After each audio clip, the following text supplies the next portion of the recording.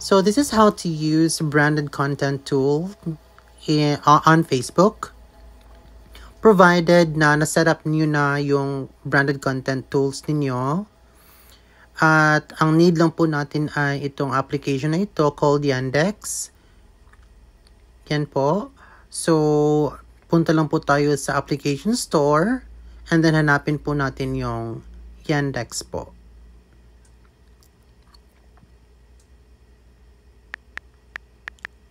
Yan po siya.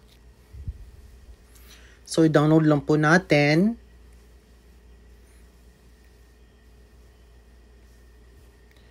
And then, after na downloaded na po yung application, click lang po natin yan at punta po tayo ng Facebook at mag-login.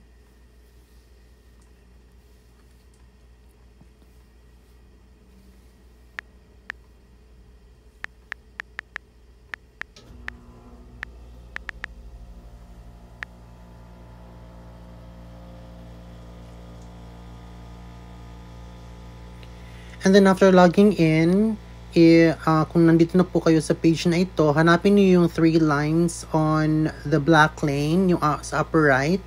At saka scroll down and look for the desktop version. And then click mo lang yung desktop version na yan.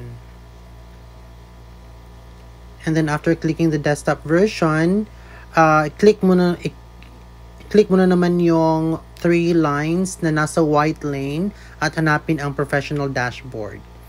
And dito, hanapin lang yung fan engagement.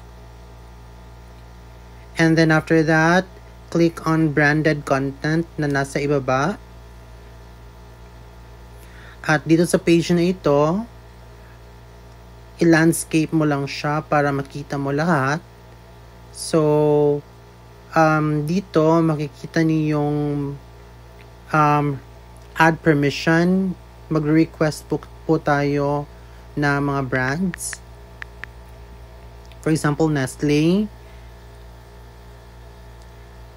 And then after nakita niyo na po yung brand, just click on send. At take note, dapat ma-approve po yan before ninyo gamitin.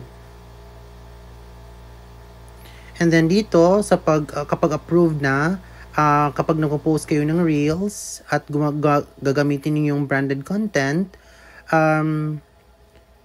ito yung gagawin niyo. For example, ito yung gagamitin kong video for example lang.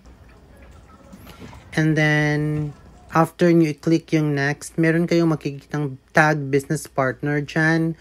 I-click mo lang siya. And then enter the brand that you want to use or include in your content. Like for example, Nestle.